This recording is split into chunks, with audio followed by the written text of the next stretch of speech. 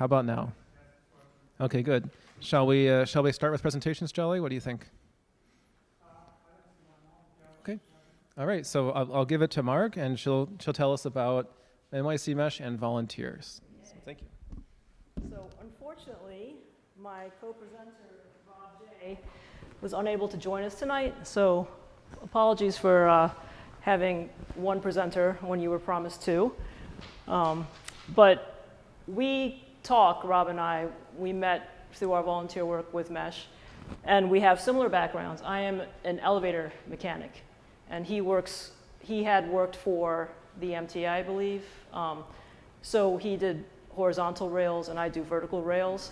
But the common denominator is that we, as volunteers for Mesh, who all have diverse skill sets and bring different things to the table, we both have experience working in a production environment on machines that you want to keep up all the time, right? So it's kind of like very similar. And in another life, I was a Unix systems administrator. So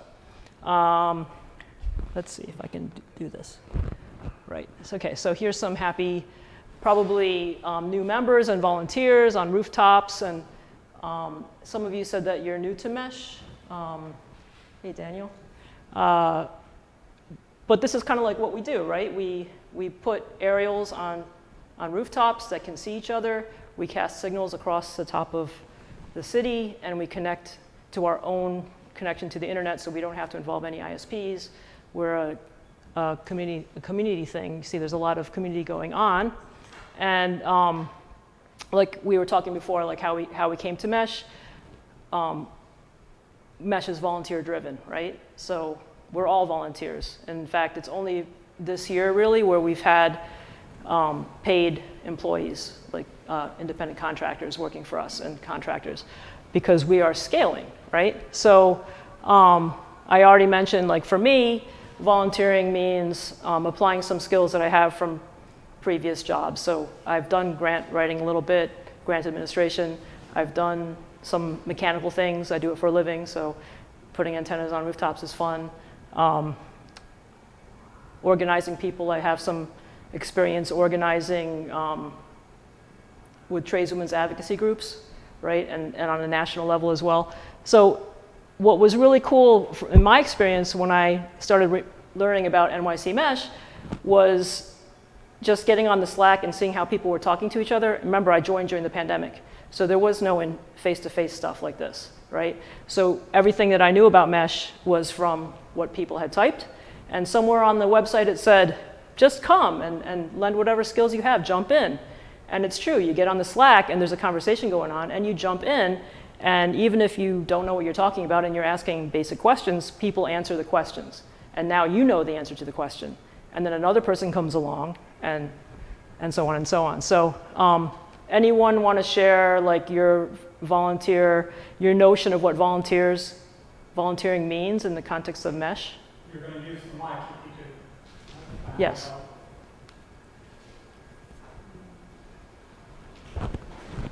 Dan, high tech? Yeah, you got it. So, the reason why I was Dan High Tech is because I definitely talk a lot on the Slack. So try and be as helpful as I can to anybody that's trying to do their own self-install. And then try and troubleshoot and help out when things break, right? So sometimes that's just like, messaging somebody on the Slack. Sometimes it's actually going out and fixing other people's antennas because they do get, pointed in the wrong directions or cut or other things. So it's appreciated. Other ideas of, that's one way to volunteer, right? Obviously, technical support and physically fixing things technically. I already gave you some of the answers. Daniel.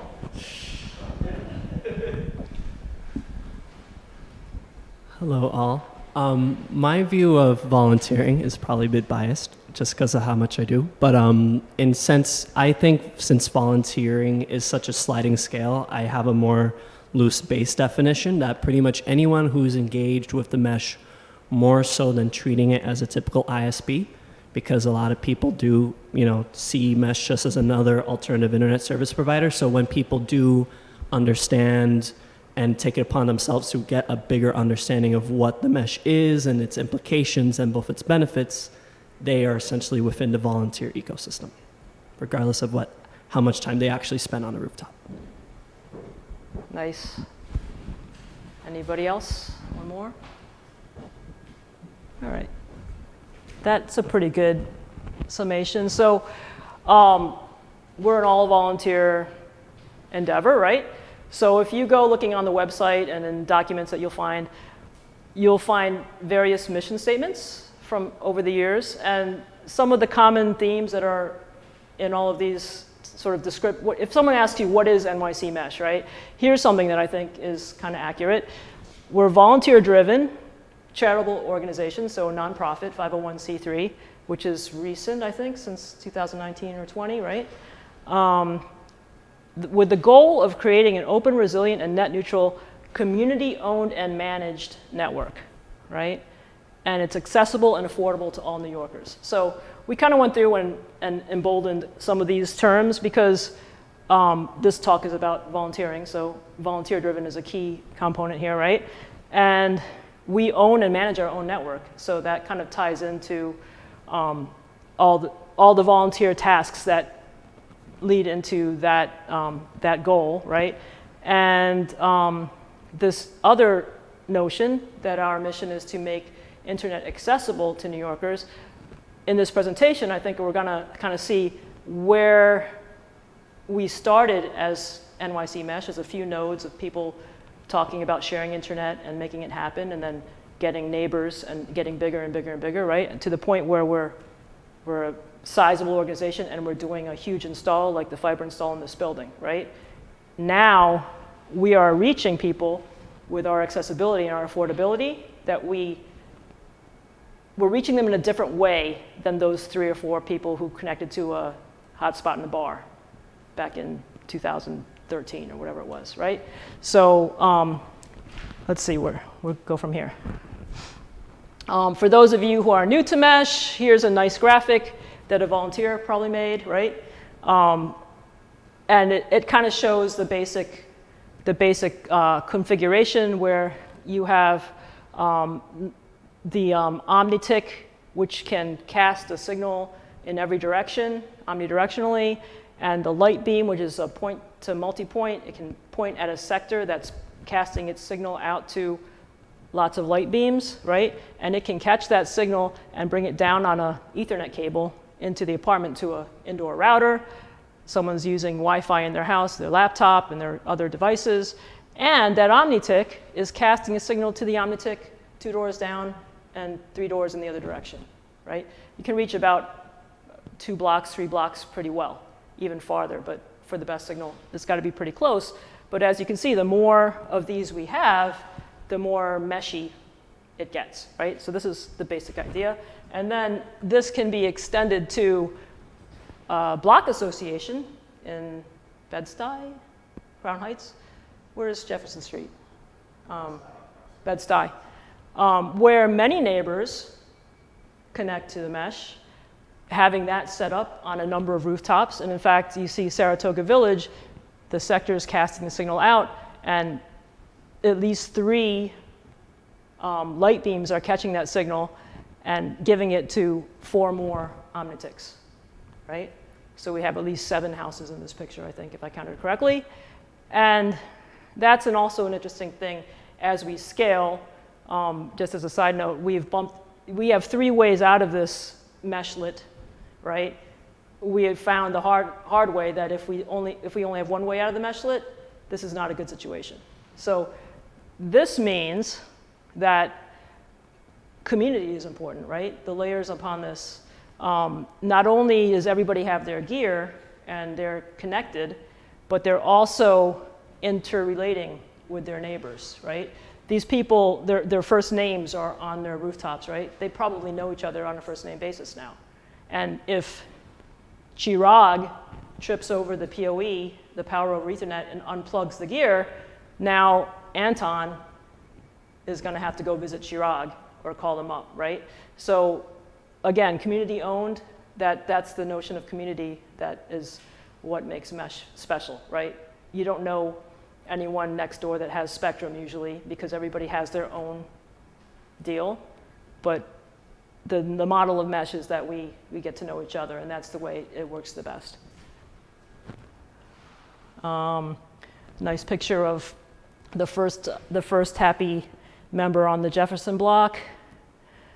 And then here's a timeline that I pulled from some proposals over the years, and then I added some updated it a little bit, and then Rob and I went through last night and emboldened some key things from each year just to like bring focus, right? Because it's a lot of words.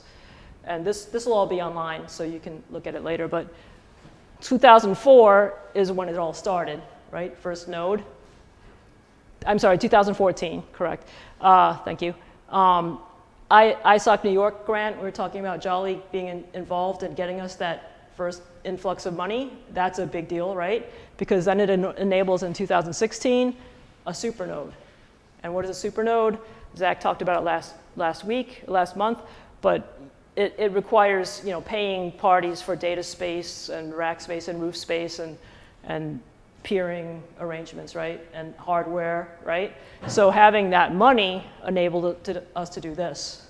And meanwhile, more nodes are happening. We're documenting our stuff better. We're getting more grants. We're getting a legitimate internet address, right? And then we start doing that thing in the picture with the Omnitics and the light beams, small hubs, right? We start replicating that all over neighborhoods, and we're hitting probably I might not have the history exactly right, but I would imagine if you start in the East Village, now you can reach Chinatown, you can reach, you know, Stuyvesant Town or whatever. The big thing in 2018 that jumped out at me was Omnitics, because that's normal to me, because when I joined, that's what was suggested to get. But previous to 2018, we were trying all different sorts of configurations, right? Maybe nano beams or power beams, or I don't know what other hardware, maybe not even Ubiquity hardware or MikroTik hardware. But once we figured out a model and an automatic configuration for the Omnitics, now we have more and more Omnitics, and next year we open up Supernode 3 in South Brooklyn with a 40 gigabit per second connection, where Supernode 1 only had one, and we had a Supernode 2 and a Supernode 4, but they got closed. So Supernode 3 is a big deal, right? Fast connection, and a lot of places can reach it. Then COVID happens in 2020, and a crazy thing happens where installs cease for a while, right? Everybody has to stay home. And meanwhile, we're getting our 501c3 status. But then all of a sudden, I guess in the fall of 2020, and that's when I sort of became aware of NYC Mesh, installs requests start picking up again, right? Because what happened, pandemic made us stay home and work from home, and people need a good internet option at home. And, you know, there was more press coverage probably. I found out about it, I think, on Nextdoor or one of those neighborhood lists, right? Where someone was saying, what do I do? Spectrum sucks. And someone says, oh, try NYC Mesh. And I'm thinking, well, I have FiOS in my house. I don't need NYC Mesh. But then I checked it out, and look at me now. You know, I got sucked in. So 2021, Vernon Hub. What is that? We responded to a request for expressions of interest, which is like an RFP, an RFEI, where the city said, hey, who can give cheap internet access or accessible internet access to these public housing developments? And we were given permission to do Vernon and a couple more housing developments, and we pulled it off in 2021. And that's when I joined, and I got to help a little bit with that, so that was really great. And that's when I met Rob, right? So Rob, my absent co-presenter. And bring us to today, and here we are in Grand Street Guild, where we have accomplished a fiber to the home project, and we're learning, you know, we're learning lessons, and we're refining our methods, and we're making it happen, right? So the people in this housing complex can get a fiber connection for $10 a month when they join NYC Mesh. So there's our timeline. There's Daniel. He just left before his. But this is a big deal. 2021, we had a large layout article in the New York Times, right? And I think that brought a lot of attention. And then to sum up again at NYC Mesh in 2022, now we have 3 supernodes because we opened up Supernode 10 in the Google data center. We're now for making forays into fiber into the home. We have expanded farther into Harlem. We're looking at South Bronx, and we're getting our projects going in Brownsville also, Crown Heights. And we've also started a new way to cast fast, create fast point-to-point links using 60 gigahertz. And for technical reasons, you don't want everything to be 60 gigahertz, but when we diversify our connections, this is great. But this is to say that volunteers are thinking about all these things and making stuff happen. And quickly, for the people who are new to Mesh, or just to take a look at this and think about it, this is a pretty current depiction of our map.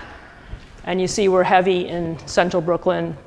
We got a lot of people in South Brooklyn around Supernode 3, but we're not very deep down into Sunset Park or Bay Ridge yet, into South Brooklyn.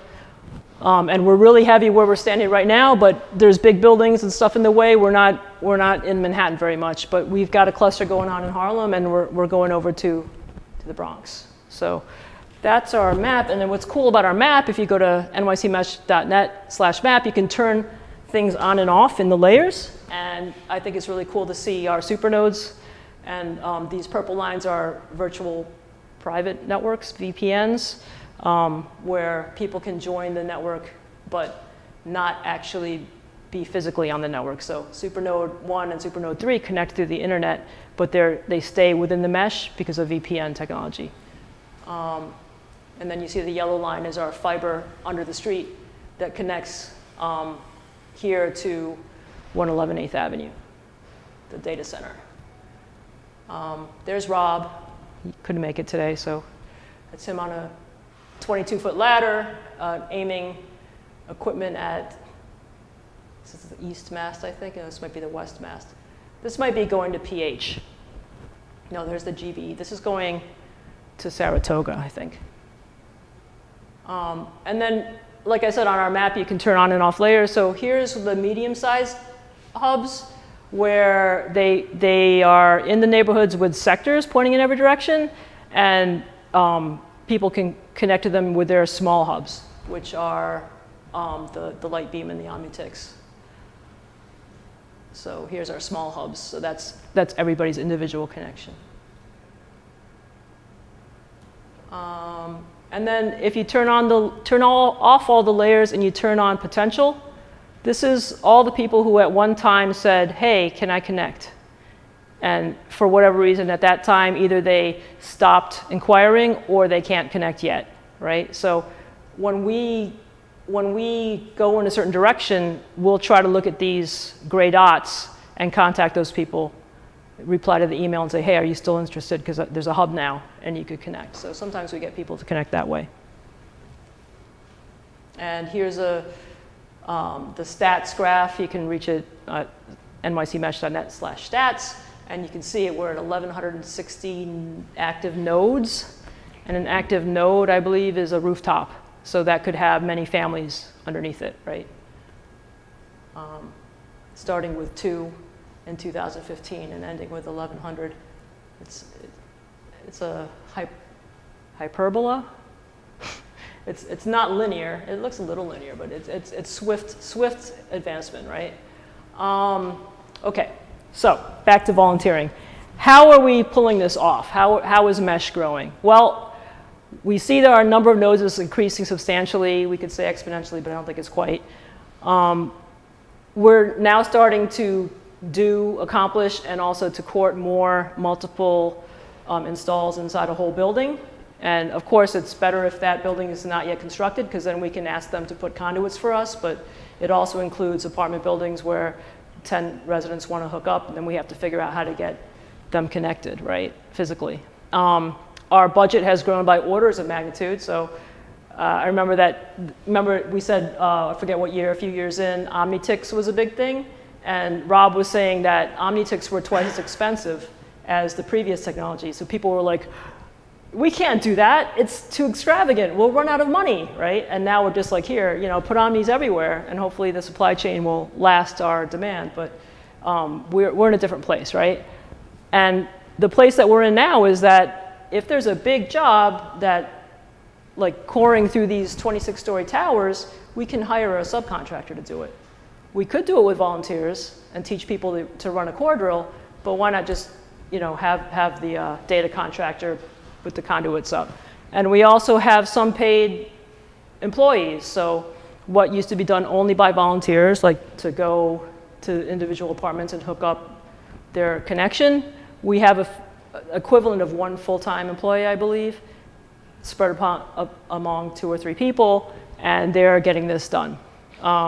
We also have interns. There's summer youth employment folks, so young people who are spending the summer helping Mesh and getting paid to do it by the city. And good news, recent news, is that we applied to AmeriCorps Vista program. AmeriCorps is like the Peace Corps, but domestically here in the United States, and the Vistas are supported volunteers full-time for at least a year and possibly 2 or 3 years, right? So this is a big deal. We have basically 5 full-time volunteers that we can hire, and they'll get paid, you know, some kind of subsistence stipend by US government to help us. We have partnerships with big agencies like the city, NYCHA, HPD, community organizations like Fifth Avenue Committee, et cetera. We're doing a lot of grant applications. We're actually going out and pursuing donors. Some donors are pursuing us and dropping money in our laps. So I think it's the Sterling Family Foundation. When Mayor Adams cut off the, like put the whole New York City broadband program on hold, where we were going to do these big projects in the Bronx, Crown Heights, and Brownsville, this foundation just shoveled money at us and said, we want you to keep going. You know, city's not giving you money, keep going. And yeah, making allies in the communities as well, community boards, business improvement districts. All of this takes volunteer labor, right? We don't have any paid staff sitting in an office doing this. We're all doing it after 9 p.m. or, you know, on our lunch break or whatever. We're doing it, everyone's pitching in, and somehow we're getting this done, and it's brought us to where we are. In the spring, we started using contractors for the first time on a large scale, and we have a handful of people who are dedicated to installing and supporting members. And this summer, we have I already mentioned this, the Summer Youth Employment Program folks, and we're gonna get the 5 Vistas. And the thing that we need more volunteers to do is the leadership to accomplish this stuff, right? So as we have more and more volunteer tasks that help us get more and more stuff done, we're seeing more and more the need for leadership to step up. All right, so this is the part where Rob would be typing and I would be asking you things, but talking about what volunteers do, like what kind of tasks would we need volunteers to do to get us to where we are now, where we're connecting neighborhoods, we're connecting whole buildings, we're doing fiber to the home. I probably touched on some of this stuff, but like if someone came up to you and said, how do I help NYC Mesh? What would you say? On installs. Go on installs, right? So let me do some typing here. Go on installs, Zach says. So can I type? Nope, I got it. Escape. Yeah. So do installs. What else? Troubleshooting. And I guess, which is part of support, I guess, because usually, well, there's troubleshooting and there's also support, because sometimes it may or may not be initiated by somebody, right? Maybe we proactively go through and look at our network and find stuff. What else? Maintenance, I guess, falls under that, right?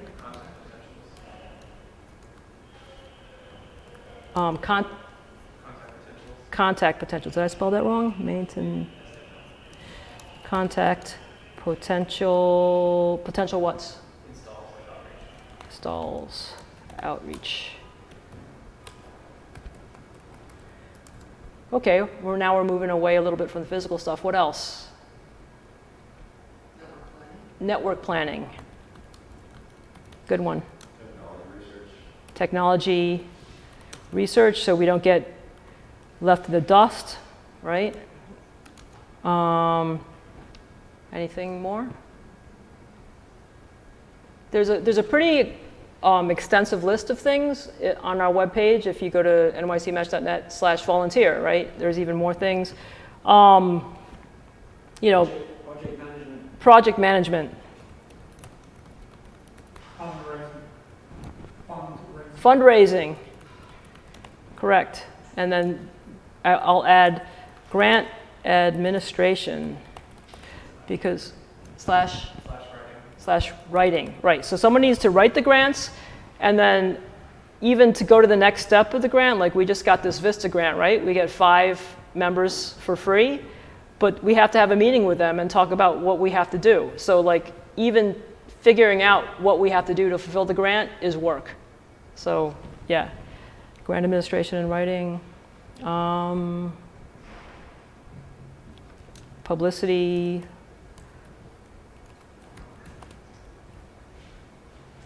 Okay, that's pretty good if anyone thinks of something else. And then what do we think community leadership? Teaching, training. I think when Rob and I were talking about this last night, we were thinking along the lines of, someone said network planning, for example.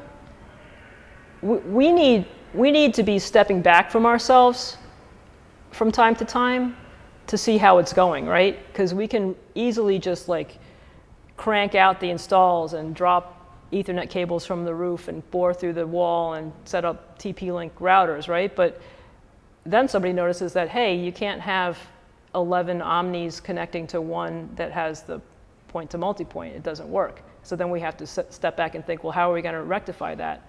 So, say again? Evaluation, right. Evaluation, performance monitoring.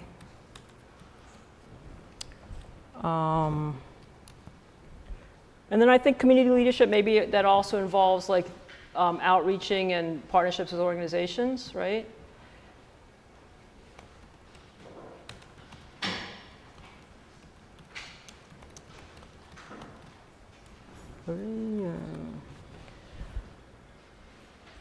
That's pretty good, right?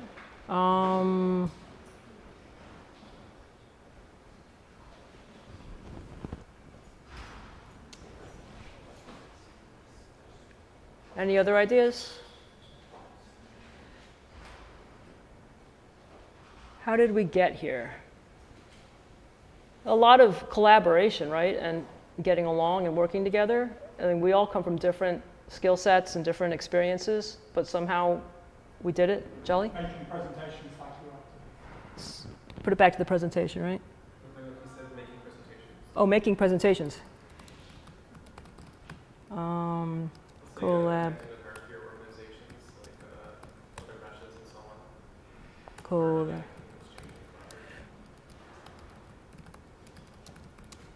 With other meshes. I like that. All right, so this is some food for thought, right? So volunteering doesn't just mean show up on Saturday with comfortable shoes and we're going to climb a ladder to the roof and we're going to, you know, put band clamps on a pole, right? That is part of volunteering and that's the necessary part of volunteering, but there's a lot more that we need to think about to make mesh be sustainable. So slideshow, oh, that's easy. Look at that. All right, go from here. There's some happy, successful installers.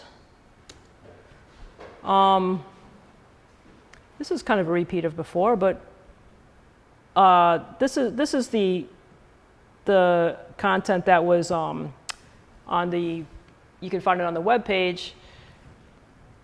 Roles of installers, roles of volunteers, we got installers, just like we said. Your ideas here.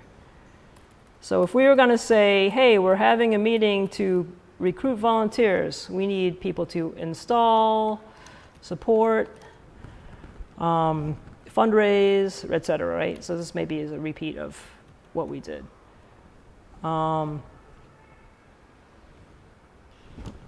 Make relationships in the community, right? So we don't need to dwell on this too much, but this is where I want everyone to start thinking in this direction, right? So it's not just what tool shall I hand you, where shall I show up, but where are the needs? You know, what are we lacking? What do we need to go forward? This is an actual question that I believe it was the city asked, the EDC, the funding arm of the city, which has been put on hold from funding us, but they were asking us, well, how do you support your users? Like, how is it done? And it's done with volunteers, right?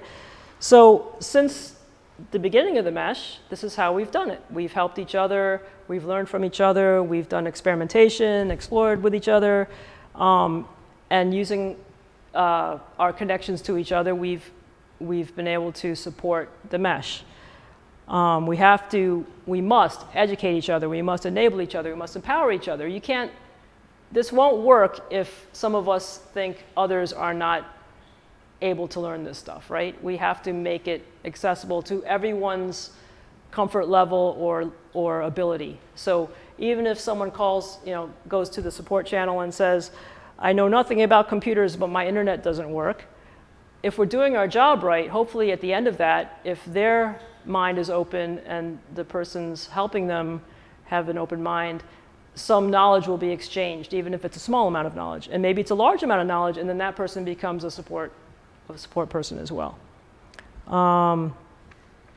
And I think the way we've been thinking about NYC Mesh is the way it's going to survive is we have to support each other. So the idea is, okay, if we expand into neighborhood Y, we got to find people in that neighborhood who are interested in being active volunteers, teach them everything they need to know, and support them when they have questions, and they will support their neighborhoods. And to some degree, this works, right? But what if we tomorrow, a big real estate developer says, there's a new law in New York City that we have to provide broadband access in all of our new construction, so you're it. Put mesh in all the new construction. We got 500 apartments here, we got 270 apartments over there, and we're in the Bronx and Bath Beach and Staten Island. With our current core of volunteers, how are we going to support that? So this is where we have to start envisioning with these growing, these leaps and bounds that we're making as we grow, how are we going to do this? How can we increase our capacity to support members? And this question that Rob and I were talking about late last night, the model is changing, right? This is an identity crisis for Mesh. Because all of a sudden, instead of people coming to us and saying, hey, I read about you and I saw you on Vice, I read about you in the New York Times, or I heard about you on Nextdoor, and I think what you're doing is really great and I want to join, right? Or I hate Spectrum as much as you and I want to join, right? These are reasons why people have been joining Mesh for the past 8 years. But starting in this year, we have a situation where we're saying, hey, we're bringing you Mesh. Or last year, 2021, even before that, the NYCHA developments that we've gone into. This is for you. Everybody please connect. We're going to bring it to you, right? Which is our mission. We want to make internet accessible and affordable and available to everyone. But people are arriving at Mesh because we pursued them. So we have to do some work in getting our message to them, right? I think it's clear. So as we go forward and we're talking about these big building installs, we're talking about new neighborhoods and large contracts with the city or whatever it happens to be, we need to do some brainstorming about the model. And that means we need community leadership to do that. It's not just the person plugging in the Omnitic. It's people to step back and view what we've done, right? And think of where we're going. So questions to leave with, what now? Where are we going? Like, I'm sure there's going to be debates. We don't want to be an ISP, right? Maybe, maybe not. We want to provide a service. I mean, we do provide a service, but we don't want to be a commercial ISP, I don't think. You know, these are the conversations that have happened previous to the pandemic, I suppose, in person, and during the pandemic on Slack and on you know, Google Meets or whatever, Zooms. We need to start thinking about what do we need to get where we're going. So we've already sort of experimented with having paid mesh installers and paid mesh support people. And to some extent, that's been very helpful. You know, we need to have someone who says, yeah, 10 o'clock on a Tuesday, I'm going, I'm there, I'm gonna fix it, right? What happens when 5 people have a problem at 10 o'clock on a Tuesday? It's, you know, does it scale? And what if those 5 places are in different corners of the city, right? So we have to do some thinking about as we get really big like this. How are we gonna keep this looking like what we are, or maybe what we are looking like is gonna change? And, you know, how are we gonna make those decisions, right?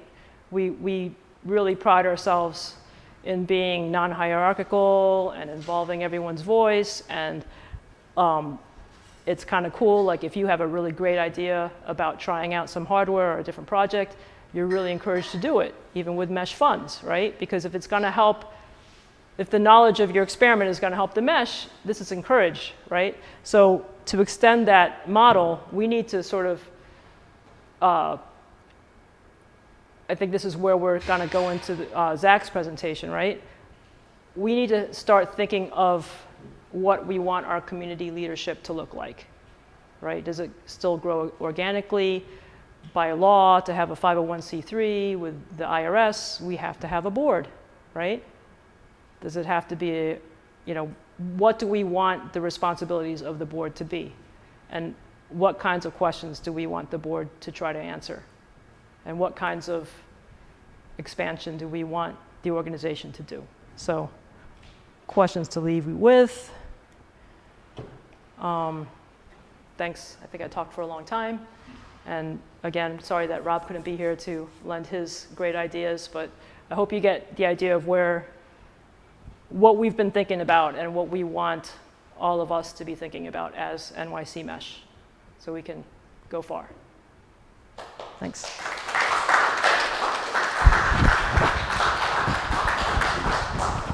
Any questions for Mark Yeah. at this point? Questions and comments, ideas?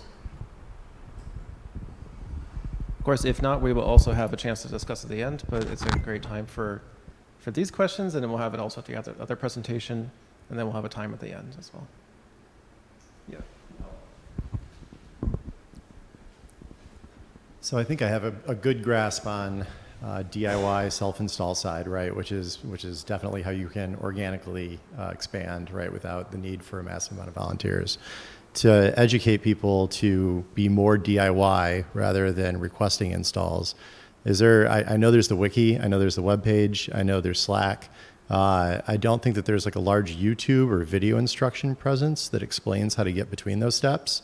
And like, I've got a computer engineering, EE, and networking background, and you know, I could hop between all of those steps, right, and do DIY myself. But I could see where, you know, if the template stays similar all the time, we don't have new equipment and we don't have new like versions of something that would break this, that making like YouTube instructions would be very useful.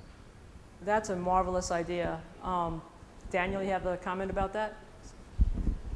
I'm hoping that our vistas can help us with some of this stuff, right? Yeah, so I just wanted to chime in. I'm sure some of you, I want to cover this a little later, maybe when I speak individually with you all. Oh, hello, hi. Around the corner. I'm hoping that a lot of, especially the Vista volunteers, hopefully by the end of the summer is when I think we'll have instructional how-to videos on everything, like as sort of like a final project for a lot of the intern base that we have right now is going to be really good for, you know, sitting down how to do this, how to crimp a cable, where's the best place to run a cable. You know, there are some even more fundamental questions than just the technical things. And where do I start? Where do I buy the hardware from? You know, is this the right hardware?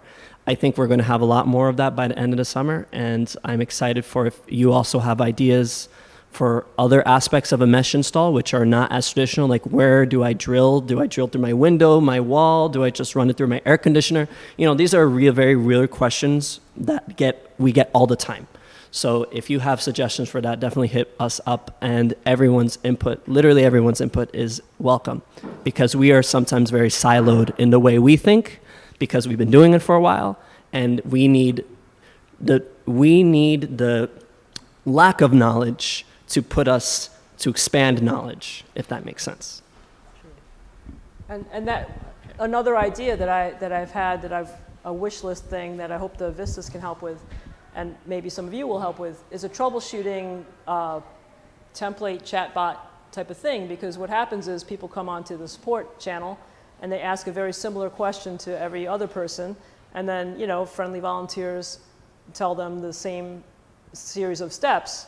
But it would be great if we could have some kind of place where people could go, whether it's video series on YouTube and or you know, a web page where it says, okay, now click here. It's going to show a trace route. It's going to show a speed test. You know, look for this light. This is a video or a photo of what you're looking for. This is what the PoE looks like. You know, this is what the lights, the status lights on your router mean. You know, that kind of thing. So yeah, it's what's really great about Mesh is we have such a great a comprehensive library of documentation. I mean, it always could be made better, right? But whoever's making these videos and web pages has all the information. It's there. Or scouring the Slack, right, for the steps the troubleshooting steps that are commonly used. And then we just have to translate that into a video form or a web form. So if anyone has those kinds of production skills, you know, that would be a great way to volunteer. Other comments?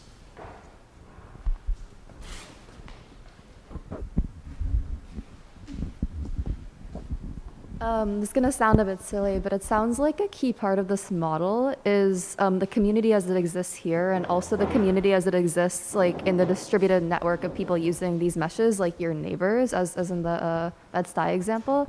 So I'm kind of curious, like, what resources there are for, I don't know, like, it's one thing to tell my roommates or people I live with, like, hey, let's do this. It's another thing to build that community with people across the street I've never met, don't know, might not even be friends with. Like, how do you make friends with your neighbors, I think is like an interesting other topic for discussion. Yeah, that's a great comment. So how do you make friends with your neighbors? How do you do this outreach in your neighborhood? You know, like I said, I saw it on Nextdoor, which is one of those neighborhood micro groups. And I also belong to something called Buy Nothing, which in its mission is to have like hyper local communities trading stuff. Like, I don't need this shoehorn, but you need a shoehorn. So I don't have to put it in the landfill. I'm going to meet you. Now with the pandemic, it makes it more tricky, but we're going to know each other now that I've handed you a shoehorn, right? So, I mean, one thing is we do have flyers that you can download on the website. So you could just, if you were shy about actually knocking on doors, you could leave flyers in the lobbies of your neighbors' buildings, and then maybe some of them would call, right? Or you could leave a note saying, I'm a neighbor, or put a note on a bulletin board on Buy Nothing. I'm offering free information. You can get affordable internet if you join NYC Mesh, right? But I'm sure you have a lot more ideas too, but in that kind of direction, there's a lot of good methods.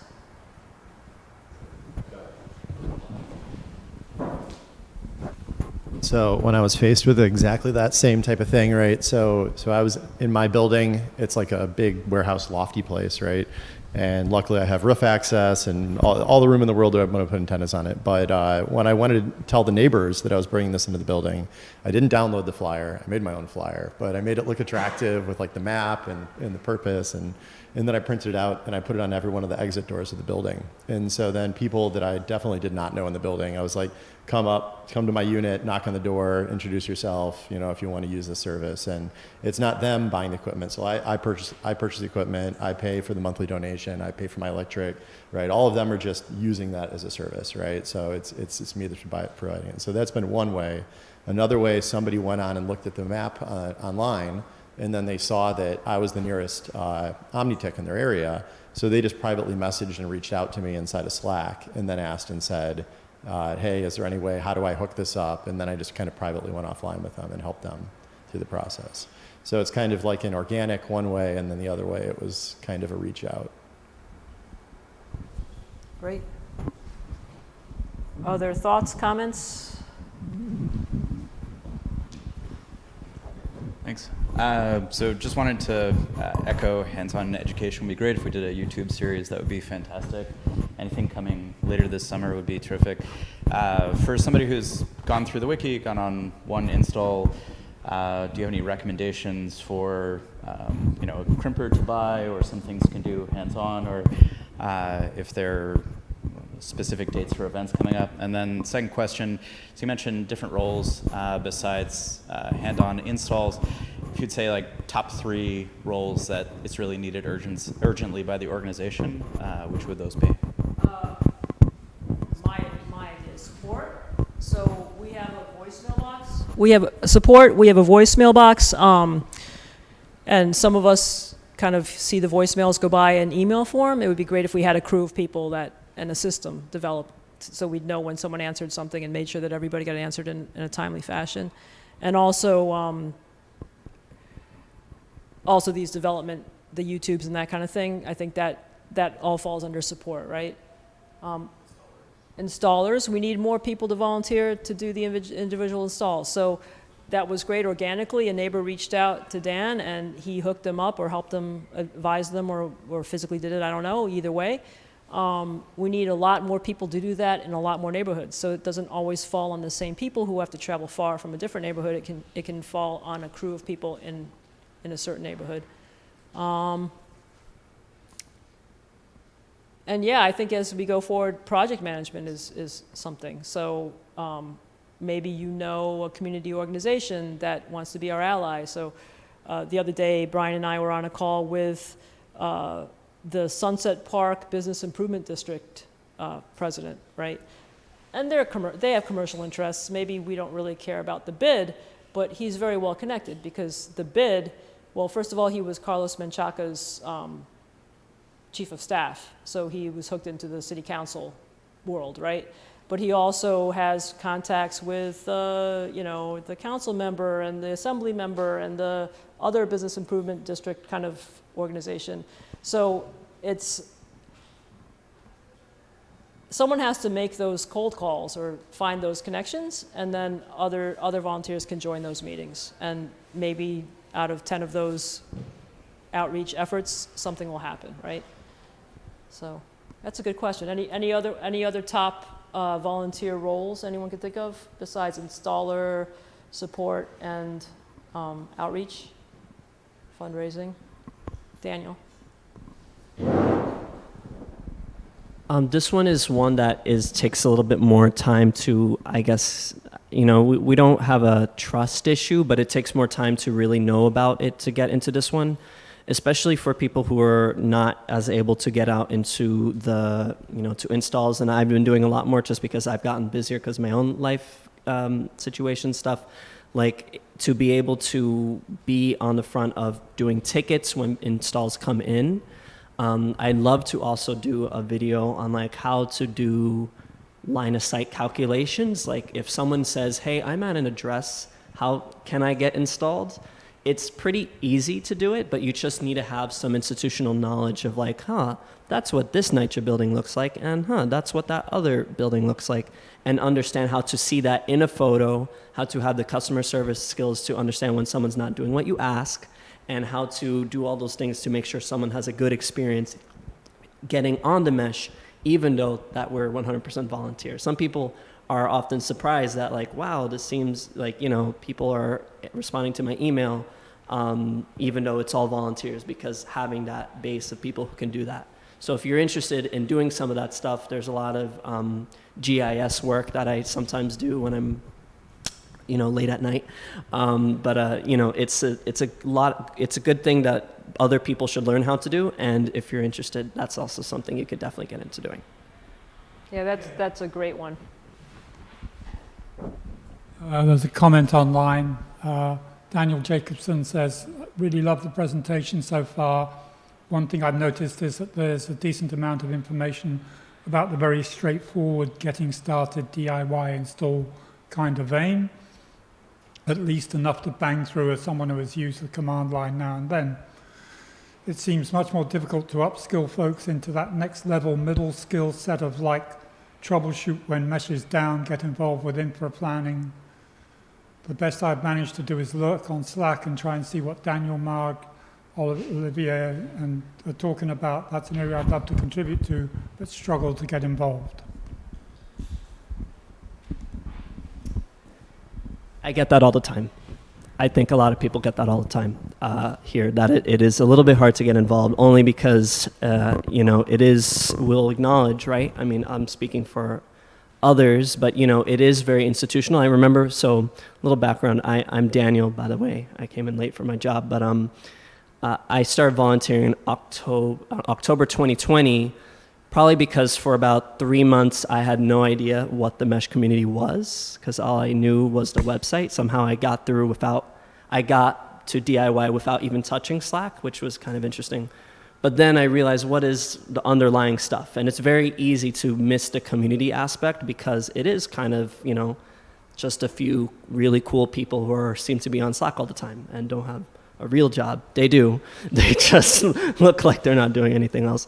But no, it definitely is tricky, and that comment does come up often.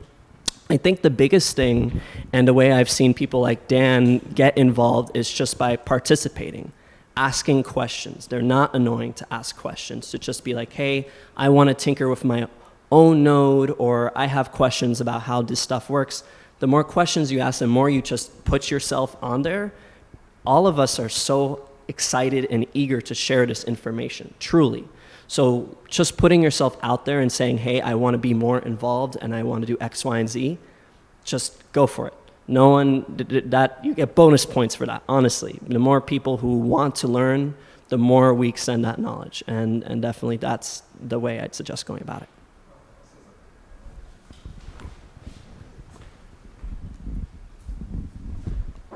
Yeah, I think one thing that is kind of interesting and we see as a pattern is, as Daniel mentioned, joining in 2020, or a lot of other people as well, there's not as much, it's not as easy to learn about what's going on without being active in the community and showing up, right? And so especially during COVID, a lot of that's moved to online, and it turns out to be like just people trying to scour Slack and try and copy paste commands and learn from the documentation and so on. And as good as that tries to be, right, it's never the best. And so, that's part of like what we're doing here is we're going back to in-person community volunteer meetups that allow people to show up and learn. And at the moment we're doing presentations, but I would like to see, for those of you who haven't been part of Mesh from before 2020, we usually had these sort of things monthly with breakout and people sharing and exchanging ideas and learning and so forth. So I think that's a really strong part of it. And it doesn't mean it's the only way, but I think that's a huge thing that's been missing the last couple of years. And so we're doing these to get back to that, right? So that's great. Yeah, and just also to touch on what Daniel just said, I mean, remember, Daniel joined in 2020, I joined in 2021, right? And people might think, oh, Daniel and Marg are always the ones doing the support. But Daniel spent a lot of late nights like answering my stupid questions because I didn't understand how to type commands, or, I mean, granted, a lot of us have a tech background, so that's a good start, right? Not everybody's going to have a tech background, so they might not be able to hook into this type of work. But if you do have a sort of technical background where you are accustomed to learning something you're not familiar with, this is the place to learn it. Because A, you can learn a lot by yourself just by seeing the conversations that are repeated, because there's probably 5 common problems that people have: wrong PoE, unplugged the PoE, LBE spun on the mast, right? So now the question is, how do you, as an uninitiated techie person who wants to help on support, learn to recognize those patterns? And then sometimes you have to kind of think outside the box, where maybe one of the people more accustomed to doing the support will get stuck in their pattern and you see something different, right? So it's like any troubleshooting thing. So I fix elevators, I used to fix Unix machines, I used to try to fix society, but that was really hard and they cut my funding because I didn't accomplish enough, That's one comment that I wanted to make. And then the next thing I wanted to make, again, we get focused on the install aspect, right? Which is a big deal because that's what we do. We install internet and we support internet and we make connections. But what about all the work that we need to do to get the money to make those connections, to get the outreach to make those connections, to get the press coverage to make those connections, to even if you don't know anything about Supernode whatever, but you don't know about sectors, but you know about indoor routers, you can find, and we have neighborhood n-neighborhood name channels. Get to know the people in your neighborhood who are active on the Slack, right? And then, if you're really bored, check out #support channel, right? Because that's where you're going to see repetitively the kinds of issues that come up, and you're going to see the resolutions to those issues, which is fantastic. I fix elevators, and there's a culture where some people don't want to share the information because it makes you look better. They think it makes them look better because they fixed it and somebody else didn't. Opposite. Mesh is about everybody being able to fix it, right? Because that way more people can get help, and we're not just the same 2 people, same 5 people helping everybody. It's everybody helping a few people. So if Dan helps his neighbor connect, that's great. That saved a install team visit, right? You were the install team for that visit. And now you know that person. They might have a friend who might need some help. Maybe they'll help the friend get stuck and ask you, right? And that's how we build that way. And back to the non-techie volunteers, how do you get hooked into that? I got hooked in because Megan asked for help with proofreading, and I'm good at proofreading. I'm also good at grant writing, but that was somebody else's project. I was late to the game, but there were big holes in the narrative. So I just started, first I started suggesting every, comma change, and Megan's like, just edit the file, right? And then I was like, oh, section 2 is blank. Oh, I see this text over here on the website. Cut and paste, modify, and if you've ever worked with presenting, going for something, a grant request, or asking your super for whatever, advocating for something, you can do this, right? It's about making the connections, expressing the need, defining how you're going to do it, how it's going to benefit the community. And now you've written a grant, and maybe a couple times out of 10, we get the grant, and that's really exciting. So lots of ways to contribute. But with all that said, any more? We'll go to Zach. We'll go to Zach, and he'll talk about the board, right? Okay, yep. Give you this? Yeah, sure.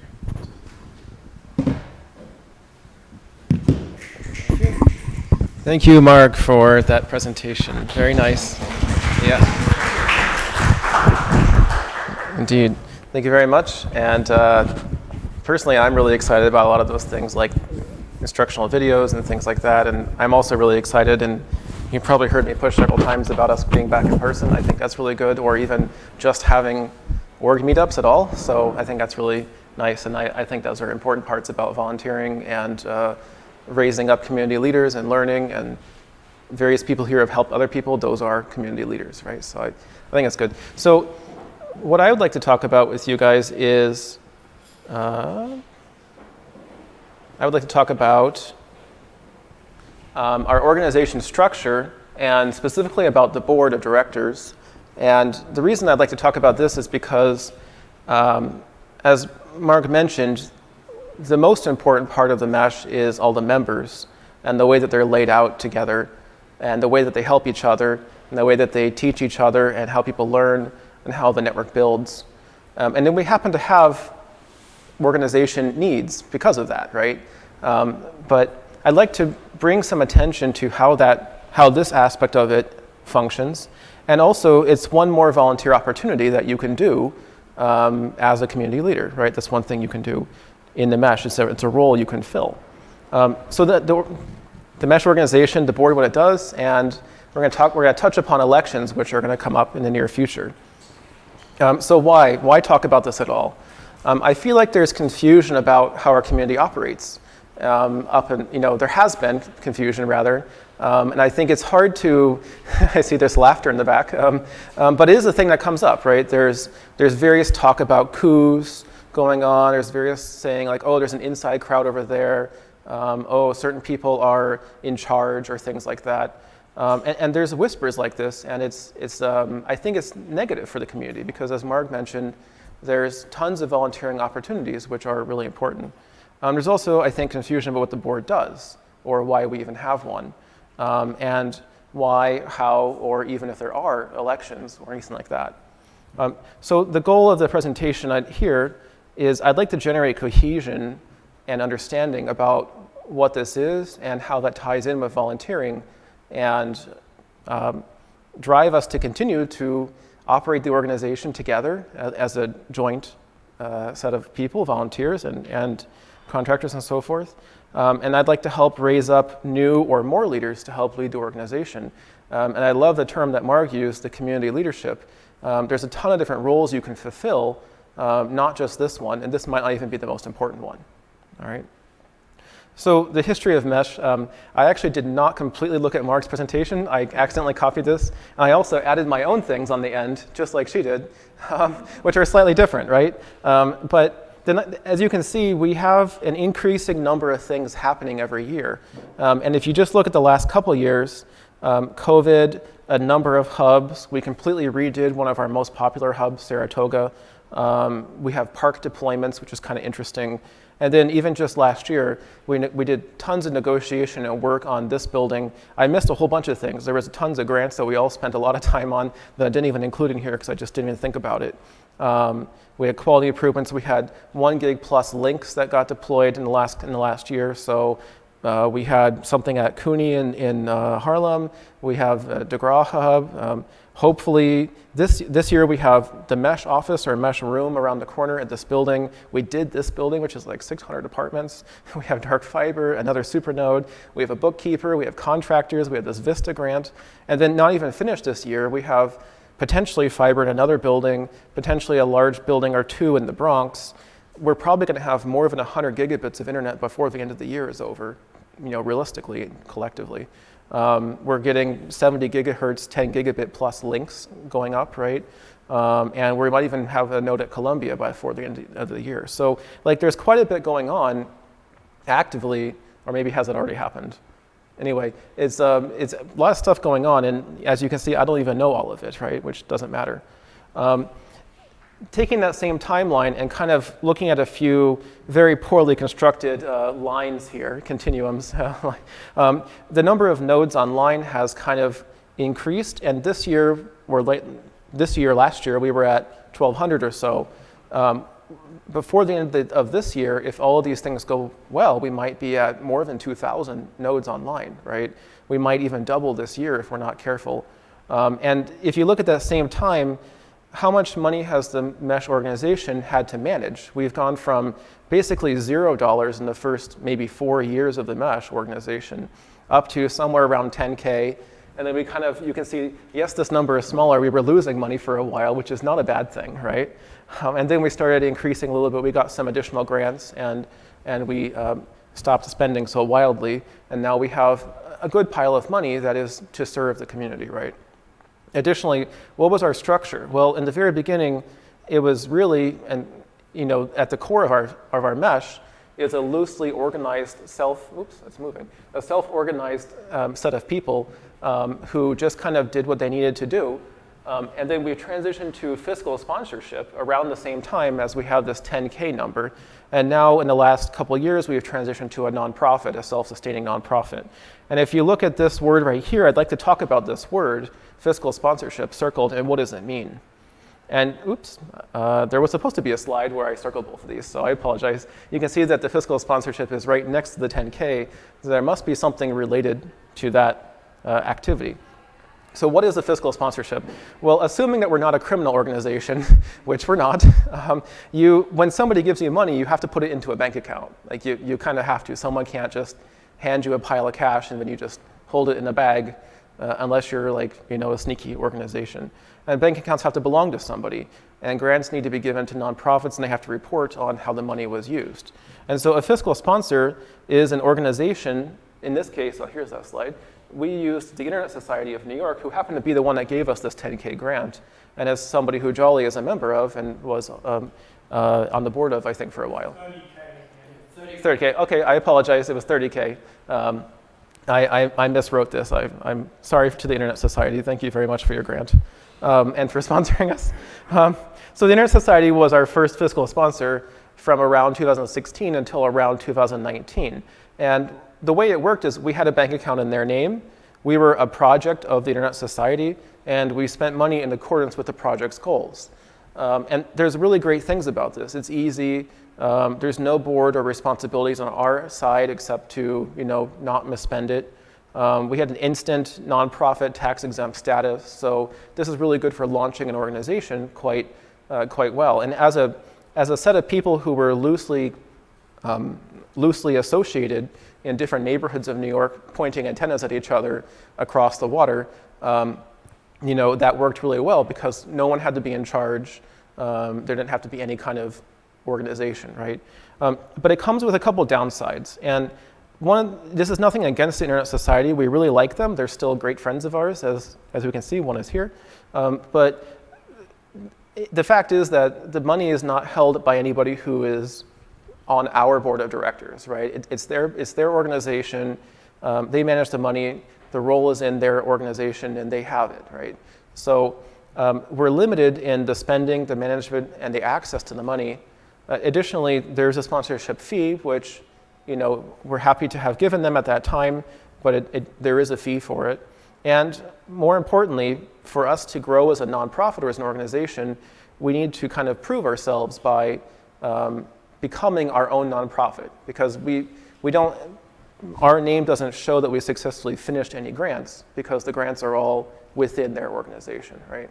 So it's a natural progression. This one's most important, or quite an important one, because for us to grow and have relationships with other organizations, which is something Mark touched on as an important thing, we need to connect with business improvement districts, NYCHA, different organizations like this, Grounds, that we're on here, and we can't do that as an organization that is underneath another organization. So this is actually from slides I gave in 2019 when I presented the idea of us making a nonprofit organization to the wider audience at an organization meeting. We looked like this, where there were a bunch of ice hockers who had a board. There was a bunch of meshers who were not part of that, and we were all underneath the ISOC organization, and we just made another organization adjacent to it. We became peers with them, and much of our stuff moved under the NYC Mesh organization, so also from 2019. And we had kind of, as a community, got together. I think there were maybe 70 or 80 of us in the room, and we kind of said, does anyone like this? Does anyone not like this? And overwhelmingly, this was what people wanted to do, right? So becoming a nonprofit is or was a natural progression from being fiscally sponsored for years. A lot of organizations will move in this direction. So in 2019, shortly after this presentation, we incorporated and submitted our papers to the IRS for nonprofit status. In August of 2020, around the time a lot of people here mentioned that they joined, the IRS cleared us for nonprofit status. And so we began the process of moving a lot of our contracts and a lot of our money into the Mesh organization, right? So that we could kind of have a future with that. So all nonprofits require a board. In 2019, this was our first board. It consists of, I think, about 9 people. And they had various term lengths that lasted until 2020, 2021, 2022. And a number of people, their term has expired, and there's only a couple of us left. I'm one of them, Brian's one, and there's another guy named Oliver. So what does the board do? We have this board. What do? They make sure the money is spent on mesh activities, so no stealing, right? So legal and ethical, right? They accept, make, sign leases, contracts, and grants. And they respond to any legal issues. That's it. What the mesh does not do, or the board does not do, does not decide how the network operates. It does not tell people how to install or operate nodes, or to decide what to build next. And it does not support or fix antennas. Now, this sounds like you might say, well, you're on the board and you did some of these things. Yes, but not as a board member, right? These are things that we might have community leaders do, right? And you could, if I thought about it, I could have made a nice Venn diagram that shows, community leaders, volunteers, members, board members. This is one of the roles you can fulfill to help fill out paperwork, do documents, but it's not the board's responsibility to tell you what to do, right? And this is nice and important. I think people might be sad about this, right? But it's a good thing because that means that the ad hoc nature and the volunteer and peer-to-peer aspect of it can grow, and we're able to have neighborhoods continuing to connect with each other on an ad hoc basis at the edges of the network, right? There's no one's in charge of you in that aspect, right? So is the board in charge? No. All the board is in charge of is making sure that spending is appropriate, right? And if and how we should make any leases or contracts based on what the members, all the volunteers, the members, the users, the community leaders, what they say should be done. So if we need to have a lease signed at some money per month, hundreds of dollars per month in a neighborhood in Brooklyn, then someone says, hey board, I think this is a great idea, this is why, this is how it serves the community, and the board either can help negotiate the lease, or when it just comes to them, they can just sign it and review it and sign it, okay? So soon we need to have elections, because as you noticed, a lot of these members, 6/9 of them are gone in terms of their terms have expired. Most or all of them are still volunteers in the mesh. They're around, they're not here, most of them are not here tonight, but they're around. The remainder of the terms, including my own, are set to expire in November. What will happen then if we don't have elections? I'm not sure yet. We'll have to check the bylaws, right? But people have asked. Several people have asked and accepted to be the nominating committee. So we need to have a committee which you as the mesh members can bring your nomination and say, I think this person should be on the board. And we will record those names. There'll be a period for that, and we'll make it available. And we as an organization, a membership, will vote on that somehow. And that will be the next board members, right? So the nominations are not open yet. We should probably have this election sometime in September or October. I don't think we should push it to the end in case we don't make the date, right? But sometime in September or late September maybe. And so when we figure out how this is and the nominating committee says that they are interested in that, we'll make this an available announcement and everyone will be able to do it. Okay. So how many people should be on the board? My opinion, take it or leave it, is I don't think we need very many. I think 3 to 5 is enough. I don't want to make it, to be clear, this is not to make it an exclusive group. It's because the board doesn't need to do much, right? If you look, there's a channel on Slack, #board members. It's public, anyone can see it, and the conversations about things that are being approved are there. Any document that's signed by all the board members is there. So everything is public and available, and everything there's nothing really going on very much, and there's nothing going on in secret. There's no secret board meeting with a secret signing that nobody knows about. So we should have a light board, which is just for checking about misuse. Why any more than 3? Maybe just because someone's missing at a time when we need to get something done. Not everyone's always available, right? So it's good to have a couple extras, but we don't need 9, 12, 15, or 25 people, okay? That's my opinion. We can have questions at the end about if that's a good idea or not, right? So should you run for the board? Remember, the board doesn't do anything. It's a light extra responsibility. It's not a paid board, it's a volunteer board, right? This does not grant you any special privileges or power over the network. It's not a political soapbox or to organize or change the mesh. Do you like reading contracts and grants? Do you like making sure legal language is clear? Would you like to help tabulate spending and ensure low barriers to doing so? If your answer is yes, then perhaps you would like to run for the board. Okay. Should the board do more? Again, my opinion, you're welcome to disagree. I don't think so. I think a loosely organized group is a great pattern for us. I think a lot of what was shown in Mark's presentation about how volunteers can come in, there's 15 different roles for volunteers. There's 10 different roles for community leaders. We've seen people over the years come in to very basic wire crimping classes and grow to be people who do installations and support and are really making really interesting contributions to the mesh. So I think there's plenty of room, especially if you really want to do antennas, you really want to make a mesh network, I would say do that. And then if you need to be on the board or there's a role to fill or you're willing to do it, go ahead and do it. And fiscal sponsorship, basically we have an internal fiscal sponsorship model, which is very light for us, right? That is an extra slide that does not need to be there. So my apologies.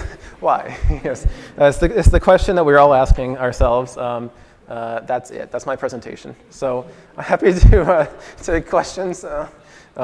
Yes. Anyway, I hope you guys got a sense of what the board looks like, what the organization looks like, and that I'm very volunteer heavy. I think it's really important. I think community leaders is a great aspect of this. And so, yes. Any questions on the board or organization structure? Yes, Daniel.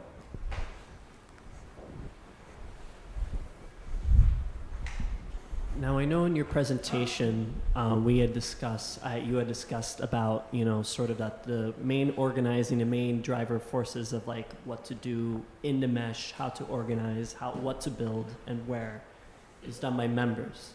Now, there are probably, there are examples of where that will overlap.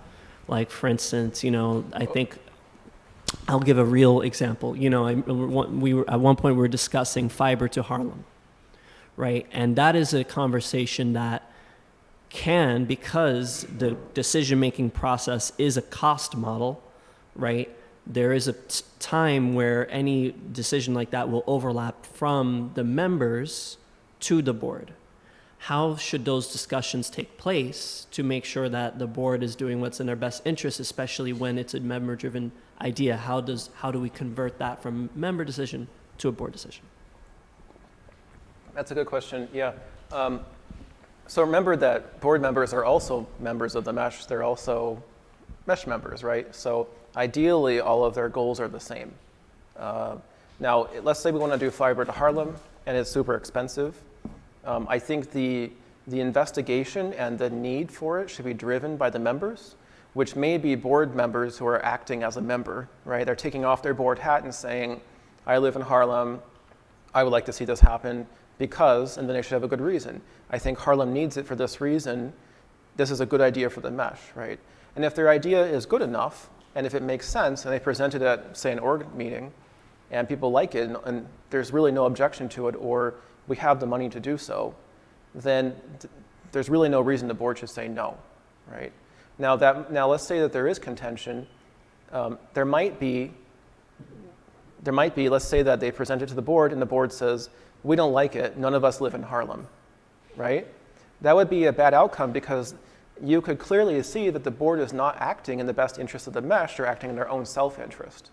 And in that case, the membership should complain and kick them out, right? So, I mean, quite reasonably, if you think, for me as an example, as a board member, does not want to approve something because I don't want it personally and it's bad for me personally, then you should try to kick me out, right? But there should be a conversation about, let's say there is contention, there should be a conversation about why do you think this is a waste of money for the mesh? Why do you think it's not a good idea? Why do you think the community, what else do you think the community's money is better spent on, right? And if there's no good answer to that, then they should be able to be convinced to say yes to it, right? So ideally, the board's hat, that role should be figuring out whether this is a good idea, meaning misuse, or helping the mesh, like a wise spending of the donations people give, or if it's a bad idea, meaning the money is being spent poorly or misused, right? And I think there should be frank conversations about that. Does that answer? Or, I mean, if not, please feel free to. Okay, sufficient, he says. Okay. Yes. I have a question. Yes. So does that kind of make the case that we should be on the bigger side of board membership? So like 5 maybe, given that. Oh. Squish it. Brian, there's We got a little friend on the floor here. Marg, your turn. Oh, you crunched. Oh, okay. Okay. For those on the live stream, we were just dealing with a bug issue here in the mesh room. Yeah. We uploaded. Yeah. Yeah, so because I would imagine like in a situation where someone is pitching something like the Harlem situation, right? Like, I would assume that board member would like recuse himself from like the voting process if they're pitching it. Yeah. And then There isn't a voting process. for deciding to move. You mean for Vote on anything. yeah, for board proposals, it's unanimous, right? Yeah, I mean, you was. Like the way things get decided in the mesh is just general consensus. Like in Slack threads, would never vote in a Slack thread on anything. Yeah. Yeah. So a lot of discussions about what should be done should be driven by organizations like this, meetings like this, right? And if there's radical disagreement, then we should right, trust each other not to act on those things that we don't all seem to agree on, right? Yeah. We're not, say, voting and get 3,000 people to mark yes or no about whether they think we should take fiber to Harlem, right? I do appreciate and actually kind of agree with your point that a larger board may help reduce the chance that somebody may have a personal issue or a personal desire for it, right? There's a good opportunity for enough diversity that they can self-police themselves, right? So actually, I agree. I may even be able to be convinced the other way, right? Because I'm not saying that this is what we're going to do. This is my opinion, right? Yeah, and then that does make me also ask a follow-up question. It's like one other thing that I see a board functioning as is a way to build financial relationships with other organizations. And I don't know if we've also considered the possibility of outside organizations being on our board or outside external partners who might not be current New York City Mesh. Yeah. I have an answer to that. I really don't think we should. And I really don't think we should see our board as a finance driving opportunity for people. And I know that is a popular thing that organizations do. Another popular thing organizations do, which I'm not a fan of, is they have the real board and they have their fake board. They have their advisory board, right? Which is all these outside people who sit 800 people on a board committee and they all vote on things that don't matter. And then the real board actually votes, right? I think it's in the way that our organization, in my opinion, should function is that should be in the membership, right? We should not have people who are, like, for example, in the idea of, let's say we want to run fiber to Harlem and the membership agrees, the board should act on that because the members have spoken, right? And if it truly is a good thing for the mesh, then the board should have no reason to say no. But if we have outside people who are not actually mesh members, they have no idea why the organization exists and they've never put hands on an antenna or they've never gone to a meetup, those would be inappropriate board members because they should first be volunteers and then probably community leaders, and maybe one role you can fulfill is a board member role, right? It doesn't mean that it's the highest role. It just means that you should have a good idea what's good for the mesh, and you should have a good notion about, yes, this does make sense. Not did the members speak, did the members like have a good idea, but it's more like, is this truly in the best interest of mesh, or is this a misspend, right? And they should have that argument with other people, right? So while I appreciate that idea, I don't hope that we go in that direction, right? That's fair. Yeah. But I do like the idea of, I like your idea about a larger board has a better chance of less misuse, right? I've been part of some other organizations, hackerspaces and stuff like that. And when we first started out, we had 15, 19 people on a board, huge numbers, right? And people saw the board as the only people who ever do anything. Like, you want the trash taken out, the board does it. You want to have someone draw on the chalkboard, the board does it, right? Why doesn't the electronics workstation work? Somebody in the board should go fix it, right? And that's not the case. It's the members who do it, right? And the board is only responsible, even in those organizations, for making sure that the money that everyone donated is spent on things that people actually want, right? Yeah. Yeah, this is an interesting conversation, and I think we're at an interesting crossroads or position on the road, right, of the Mesh organization, because I've been on a board before, and it was exactly opposite of this. It was a tradeswomen's policy advocacy board. So it was representatives from different parts of the country, very top-heavy. The membership, there was no membership, but like the individual tradeswomen who were represented, whose interests were represented by this organization on whose board I sat, their input was gleaned from the work of the organizations who were present on that board, right? So it was not like what you're describing, which is how we're operating today, where members are excited about something and see a need and find a way in and see a budget line item that they need fulfilled or a relationship that needs to be made, and then the 3 or 5 member board says, yes, that's proper and not illegal, and we sign, and then it happens. I guess in the conversations that I was having with Rob, and in the direction that we seem to be heading with larger installs, more, we're going to be involving more members who are not the type of member that you described, who've been on an install, who understand the community aspect of Mesh.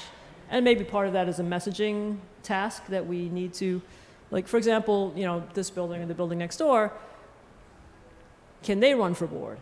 Well, by the description that you just made, they wouldn't, because they haven't been on an install. But their interests are served and represented by the Mesh, right?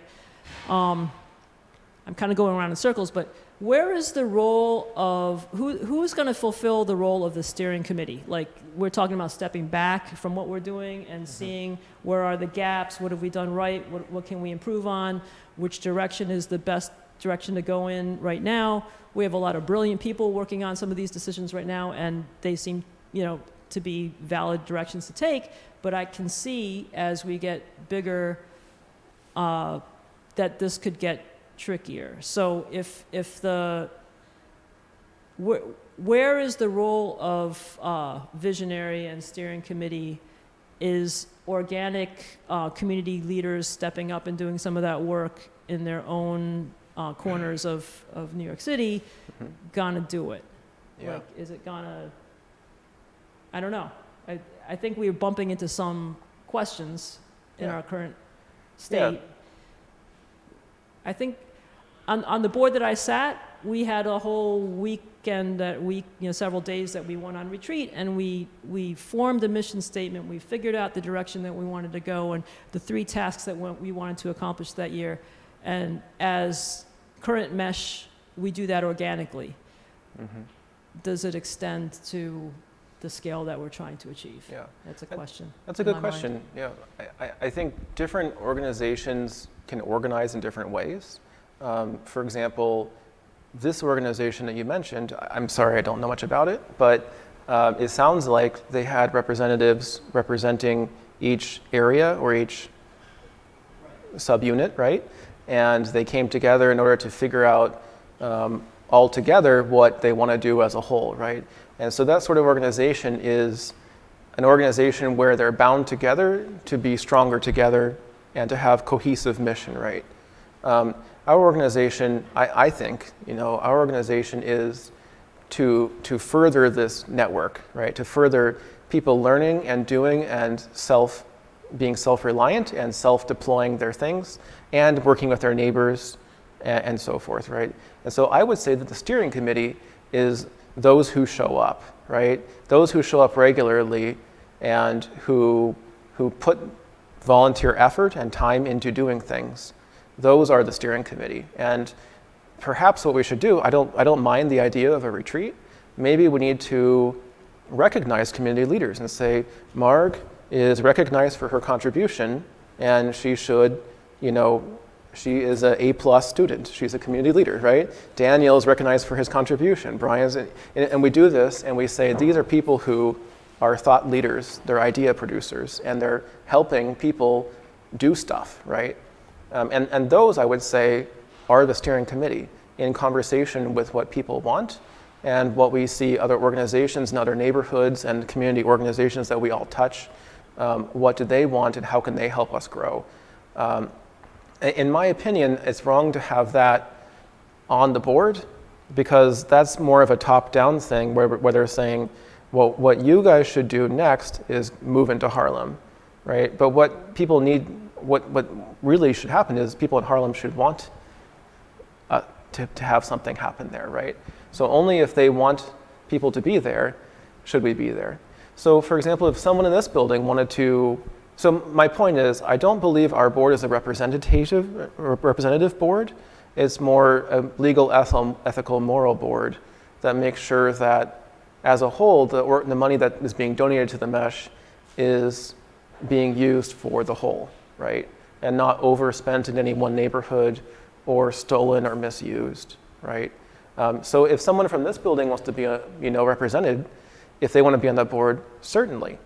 Say there's someone in one of these buildings that comes to our meetup or starts participating in support on Slack and learns and grows and becomes a community leader. That person certainly should run for the board, but I don't feel like Grand Street, for example, is underrepresented because there are 70, 80 installations here and no one from this building complex is on the board, right? Because the board should have their interest in mind based on the fact that people here know it's an important project, right? So in a for-profit organization, usually like the CEO, CTO works for the board, right? The board fires the CEO and the CEO fires the managers, right? And I think in our organization, the board works for the members. The members say what they want and the board should help make that happen. And if they don't, you should replace the board. But as long as they're doing what the organization wants, then there's no issue with it. Now we can turn it over. It doesn't matter if it's these people or those people, as long as they do what they want. And so even myself, I don't really care if I'm on the board next year. I really don't. I have a lot of other things to do, right? But whoever is after me, I would hope that they don't see it as a platform to dictate what the Mesh does or to lead what the Mesh does, but rather they see it only as this limited role, which is really for this management of cash and donations, and so that we're doing the right thing. And then, even myself, I would love to support people and do half the things we mentioned in those volunteer things and not the other half without being a board member, right? Yeah. I don't know, does that answer your question?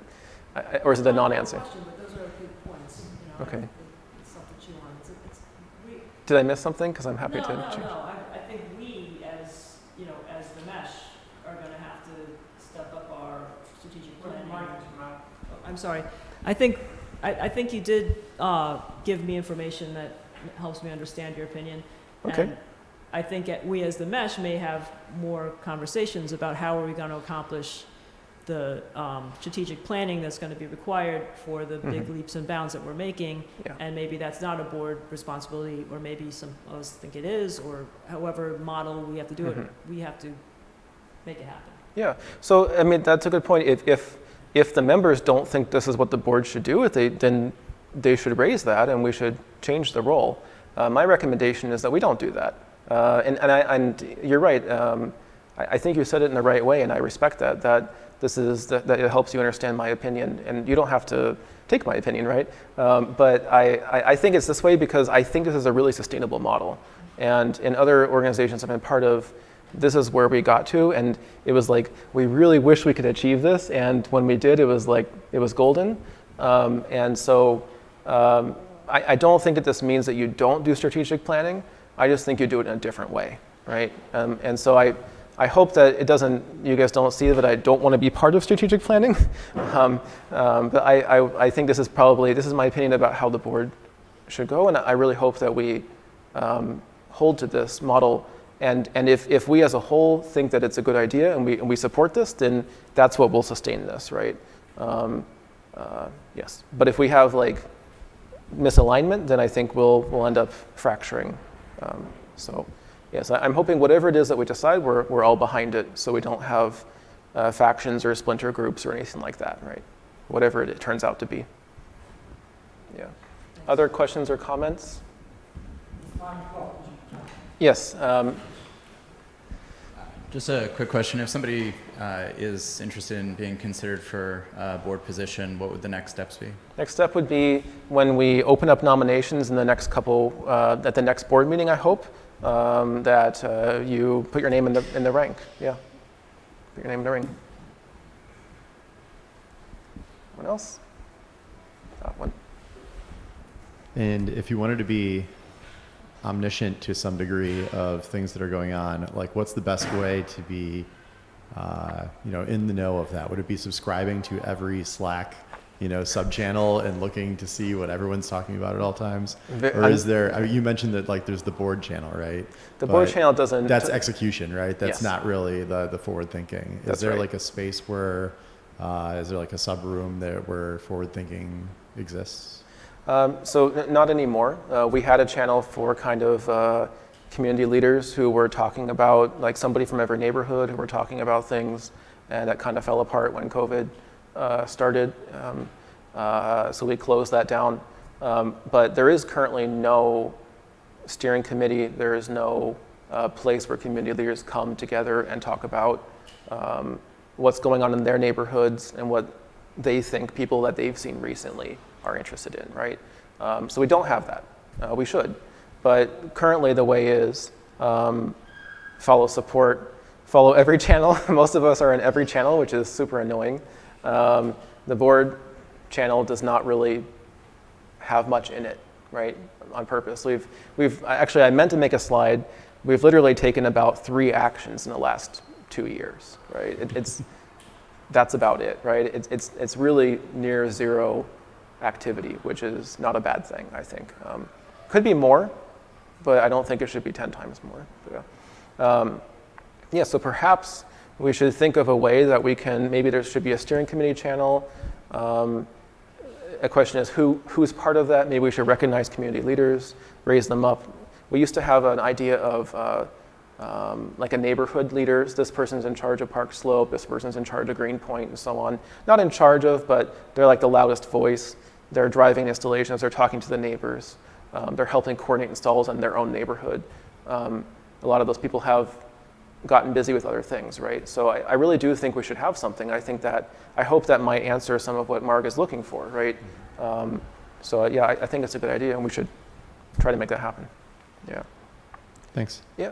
Any other questions? As Jolly mentioned, it's about 9 o'clock, so looking at closing down the live stream soon, and we can keep talking here. Any other questions that we'd like to open up? Okay, thank you very much for joining us. I think we'll have another one in a month, right, Brian? Yes, good. Fourth Tuesday of the month. And as mentioned, we're going to try and have these every month and as much as we can. So thank you very much. And yeah, goodbye. Yeah.